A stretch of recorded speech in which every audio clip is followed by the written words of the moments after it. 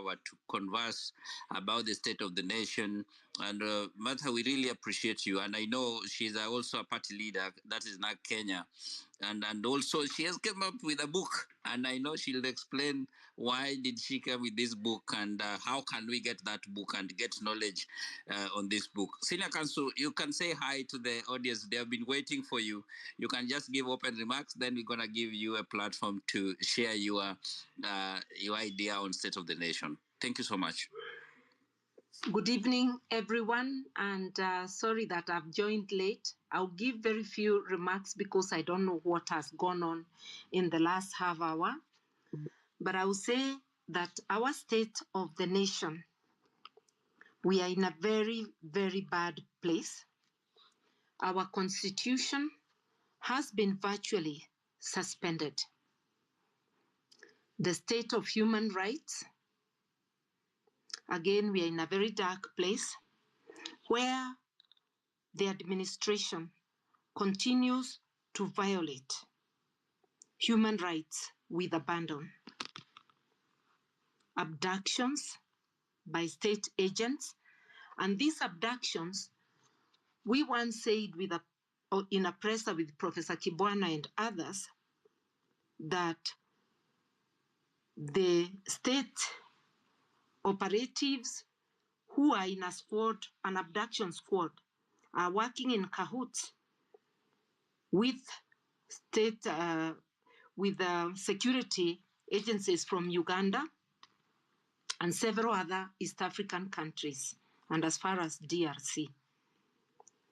Those who may have thought it was a joke, you saw for yourself last Sunday when Dr. Kizza Besigye was abducted from Nairobi. They tried to deny it, but the Ugandans have let the cat out of the bag. They are saying they went with him by road, and they were definitely given access and assisted by Kenyan security agencies. And this is not the first time. In July this year, 36 members of Dr. Besigye's party were in a training session in Kisumu and were similarly abducted, taken to Uganda and detained, and recently were released. Apart from that, our own nationals are being abducted every day by masked police officers or state agencies. We are told they comprise a few people from the army, a few from the police, and mainly Mr. Ruto'S ethnic group, but there are a few others from other communities. And this is a squad that is operating outside of the police force. It is commanded from God knows where, but we suspect from the very seat of power. The state of economy, no good at all. We are sinking deeper and deeper into debt. Debt that is not being used to give services to Kenyans or to build the economy. Money that is being wasted for the comfort of those in power. We have seen the collapse of our health insurance, the NHIF. The Ruto regime ran it down. In the 2 years they have been in power, in its place, they have brought Chief Shah, we don't know which is which, a system that after almost a month of being in operation has caused untold suffering.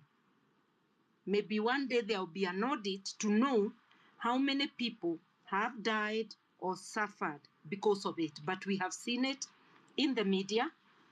Some have experienced it with loved ones. Education is in a mess. New funding model at the university, which we are all demanding should be withdrawn, that actually works against the children of the most vulnerable, and is actually reversing gains in education. And it's not just at the university. Secondary schools are suffering.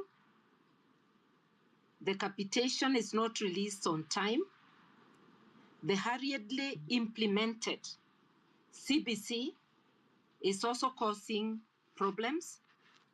And the insistence of the regime on prioritizing contracts to build classrooms at a time we know that every secondary has space for Form 1 and 2, and therefore junior secondary can easily be accommodated in secondary schools, which allows even sharing of the teachers.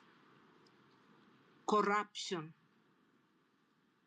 outright theft of government funds.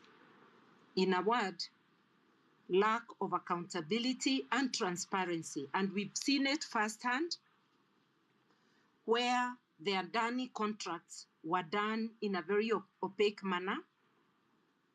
Ruto and his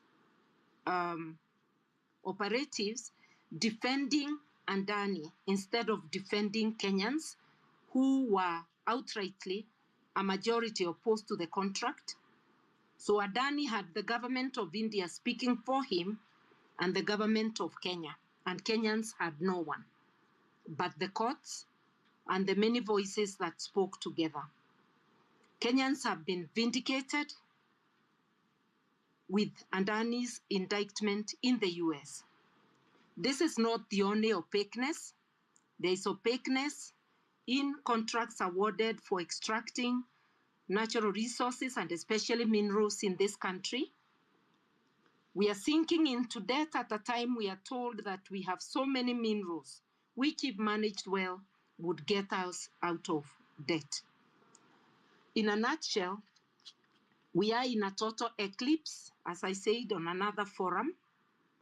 If Moi era was dark era, this is a total eclipse. There is no light, and we have a duty as Kenyans to stand up, fight for our motherland, and ensure that our constitutional order is restored, human rights are respected, our money is used for the benefit of Kenyans, not the luxury of a few, and that there is good governance and we get quality services in health, in education, and in every other aspect that Article 4 affected, and we get our basic rights. Let me leave that as the opening statement. Thank you so much, Senior. As I bring back to my co-host Redemptor and Abdi on the platform, we are happy also to have Honorable Neto. I see you down there. You can have a mic and come up. You're one of the people who are making this platform to run on. Senior Counsel, I see you're saying that these are opaque. And another thing, I know you're gonna come in again to talk about. We saw the statement, or when the president was giving the statement, or William Ruto, last 2 days, and canceled the Adani deal, but still she and Shah, I don't know the way being called, and is still on, and also the adoption of Besije. These are the things that's so unfortunate. Abdi, back to you. I see Neto came in, Honorable Neto. I don't know, Neto, if you can give your open remark. And then our key speakers today is Council Honorable Mata Karua, Tina Council, and Kivuta Kibwana, Prof. Abdi or Redemptor. Redemptor, go ahead. Thank you, Honorable Mother Karua. Welcome. Looking forward to this exciting conversation. Actually, thank you for your comprehensive, thought-provoking submission. You have eloquently captured and intertwined crisis of corruption, lack of accountability, the mismanagement of public debt, and their ripple effect on the critical sector like education, health, and economy at large. As you pointed out, corruption remains the root cause draining the resources that could otherwise fund equitable education, sustainable healthcare, job creation, public debt. Meanwhile, it has become a stronghold of our economy. I think we are at a critical juncture. Time has come for a bold leadership and structural reforms that we must push transparency, accountability in use of public funds to enhance institutional framework of our resources also. So having said that, there is a question from our listener also. I'll post back to There is a question I'll post back also to Professor with the questions from Wambui, that one of our listeners is asking, Ruto has asked for time. What's going to change? He has asked for time to have time to change. Two, is there an exit clause in the Adani contract, or is there a penalty that is there? Thank you. Redemptor, over to you. Thank you. Yeah, we will stand guided in this conversation, remembering we're addressing the state of the nation. Governance issue is going to be big, corruption, and then discuss a bit of the Adani deal. But I want to jump straight to the topic of leadership and integrity. And I would want to add in the two main speakers, I would like to add about courage. Now, we had someone who was here a minute ago and asked that when we get these leaders, we tend to shy and we start paying homage to them, and we do not ask them the hard question. We are not looking for a journalistic moment where you get the opportunity to kind of tell them off. But I want to take this opportunity because I have been documenting about our leaders for the longest time. I want to take this opportunity to acknowledge that today, because we'll have other days, we will bring other leaders. But today we've brought two people who can gel in terms of they're both very senior lawyers, and they also fought for the second liberation. Now, I kind of have a soft spot for women leaders in the element of how they are bashed for that one thing they do, that we forget about their leadership qualities, we forget about their integrity, and we go for the politics, and we go and we take this one moment of election disputes. The older people have a responsibility to share with the younger generation where we've come from as a nation. And if I was to share a moment of the Honorable Mother Karua's life, and the most proud moment for me is right now we are facing dictatorial tendencies. Some will call it outright a dictator. We lived with a dictator. Things got so bad in this country that we hated watching TV. But there was a moment all of us had a glimpse of hope. And that was the moment when the president, Moi, went to Kirinyaga, and Honorable Karua was the MP, and they denied her an opportunity to speak in that gathering. And it's still ingrained in my brain, the lady walking out on the dictator. And her constituents shouted, just to honor her. And the TVs captured that moment. And that moment, those who do not know, is where we get the Iron Lady from. Because she dared a dictator. She said, you cannot come to my turf and mistreat me. And then I sit here and hear you tell us lies about what you're doing for my people. And she walked away, and that was a moment. And I feel I would want to blame some of these great leaders because they are so humble in a way. They do not blow their own trumpet, and they allow some people to come and just take one incident and keep drumming it out. Some of us who know who the real liberators know about their integrity, and I'm not here to blow the whistle for these two, but I'm telling you, I've been to Makueni documenting the public participation, and I'll also finish by mentioning someone who's not here because I want to mention them in a positive light. I had the opportunity to attend the book launch of Emeritus Chief Justice Mutunga. And just like the person who came here and raised their hand and wanted to ask a question, they said, you had a moment to change the destiny of this country during the dispute of the elections as a Chief Justice. And he very calmly asked that man, which political party do you belong to? Because he already knew that question was an attack, because this person was holding a grudge because of election disputes. Ladies and gentlemen, our young people are telling us, we know the history, and then we are giving them the skewed history of hatred, the tribal bigotry, the naming and shaming of people just because of the tribe they come from. And so I just had to do that because we need to talk about the leadership integrity we are looking for.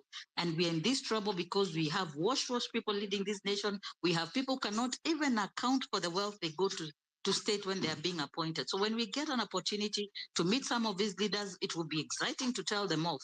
But let's also give flowers where they are due. So Mother Karua, there's one gentleman who has told me to tell you, you've been the most consistent politician this country has ever had. And it is unfortunate that the games that are played in politics do not have room for women of integrity. So let's get that all out of the way so that if you have an opportunity to ask these people questions, that is not one of the questions we want to entertain. That is, tukikutana mkutano wa ODM na NAC, we will have a shouting match. But let's look at this opportunity as a way to try and get out the best. And they can tell us the lessons they've learned, the games that are played in the political arena, so that when the young people listen to our conversation, they don't leave here always saying Mother Karua did this and Kibwana did this. Let's look at some of these people that you try to shame are the reason why we have devolution, their track record, when they've been ministers. You can, if you have anything against them in terms of integrity, please share. Asanteni. Oh, there was a mic that was on, so it's kind of, Professor, your mic is still on. So I had to do that, and the opportunity, of course, for Mother to know that this is a safe space. We are not here to attack people who serve this country. The last thing I would like to say is, as we talk about femicide, when we talk about femicide right now, there is a culture that was created by the older women, the human rights defenders, the champions for justice, the founders of organizations like FIDA, and every time there was a case that was affecting the women in this country, you saw these women come together, you saw them rush to the hospital, make statements, go to court, and change the law so that they would protect the women. And Mother is one of those ladies who was involved. Now, the femicide, Martha Karua, I would like you to address the 100 million that has been given, because I feel we had a discussion that feels like an haste. And so the last thing is, I've asked, where are the mothers of this nation?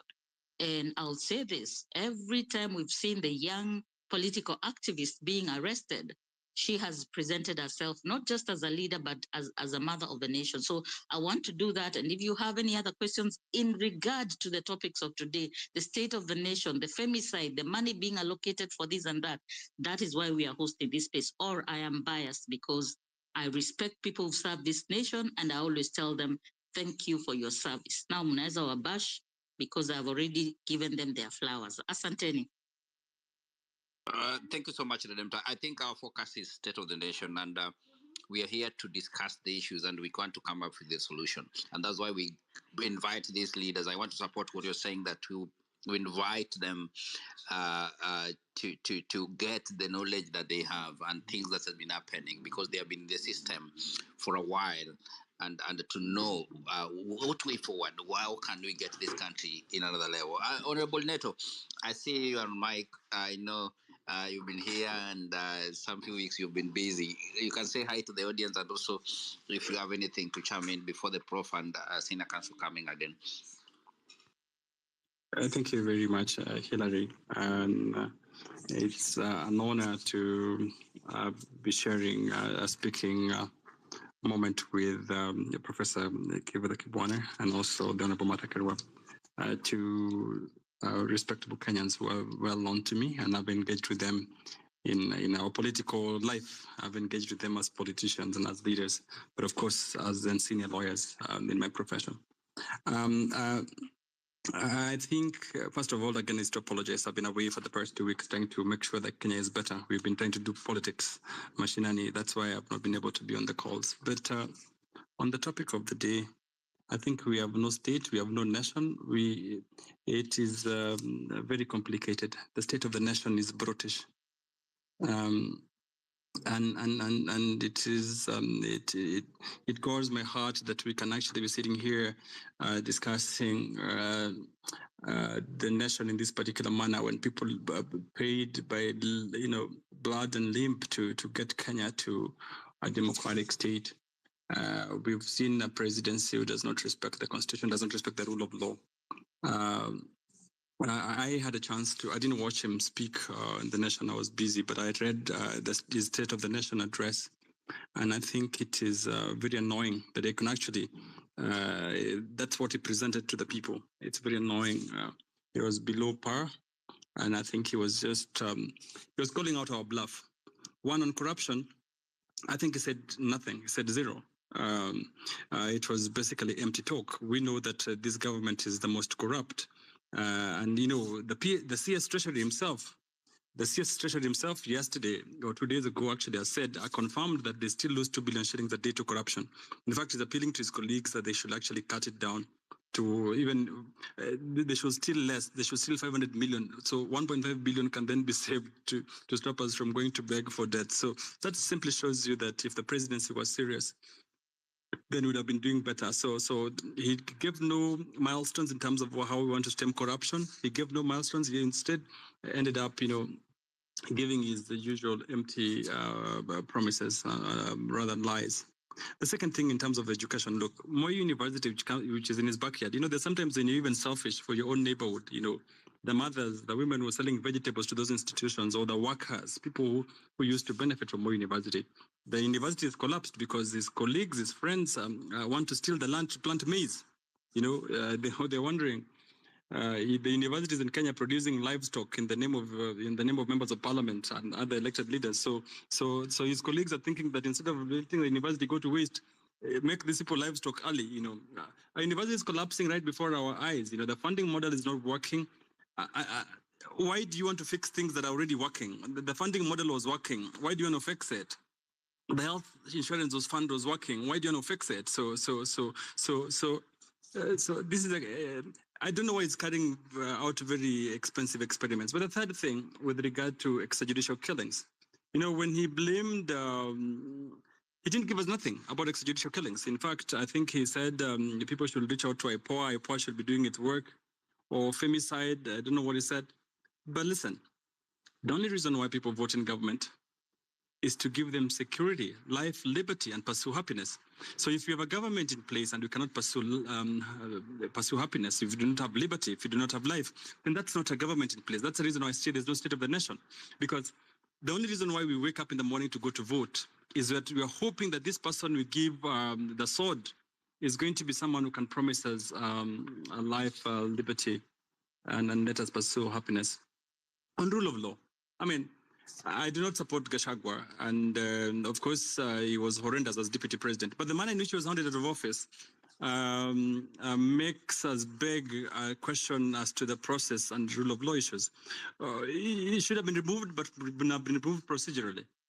It goes without saying, and everyone knows it, that the president should have apologized to us for having bribed the House of Parliament, for having bribed the Senate, and it's out there that money exchanged hands in the corridors, and that is the reason why the Gazette notice after Gazette notice. You cannot run a country like that. You cannot run the country by the whims of one man in a way that you want to press buttons and you dance the way you want. That's not what the Constitution of Kenya 2010 anticipates. That you can impeach a deputy president, you can impeach the president, but at least there needs to be order in terms of what you do. Youth unemployment, which is something that comes close to my heart, the president said nothing about it. Instead, he said, we know half the Gen Zs are in the streets because the economic issues were tough, youth unemployment was soaring, and, so a presidency was just failing and austere by the young people and commits nothing about youth unemployment. The Hustler Fund, which was introduced and hallowed, turned out to be for theft. People borrowed the Hustler Fund. If at all it exists, I don't even know how it operates. People borrowed it, stole it, and didn't return, and they're no longer proud of it. When they came into office, the only thing that the administration was talking about was how the Hustler Fund was going to transform the nation. That hasn't happened. So with regard to youth unemployment, the president said nothing about value chain addition. He said nothing about how to make sure that most of our young people go to work, because now the education is collapsing. You have many in the informal sector. And so with a youth unemployment, the youth budget is spiraling. How are we going to run the nation? I want to land by saying his pet project right now, which is the housing project, is an ill-conceived project, hopelessly thought through. And I do not understand how the presidency continues to build houses in Embu worth 4 million shillings, and you can get an acre of land and put a better house. You're putting up houses in a rock where you can get an acre of land for 1 million shillings and put in so much money. The problem of copying exams and even copying the student's name is that, I think part of the problems the president wanted to solve with his housing project was, during the economic depression, the U.S. president, looking at how to jumpstart the U.S. economy, put in, a labor-intensive sort of program, which was then able to make money circulate in the economy. But that's not what we do with the housing project. There have been previous experiments in Kenya before with the Road 2000, those of you who are old enough, where you put money directly to places where there's going to be circulation of money in the communities, but also making use of that project that we're building. This housing project is another conduit for stealing. I really think men and women of valor, men and women of character need to team up together and fight for the soul of the nation, because that until then we'll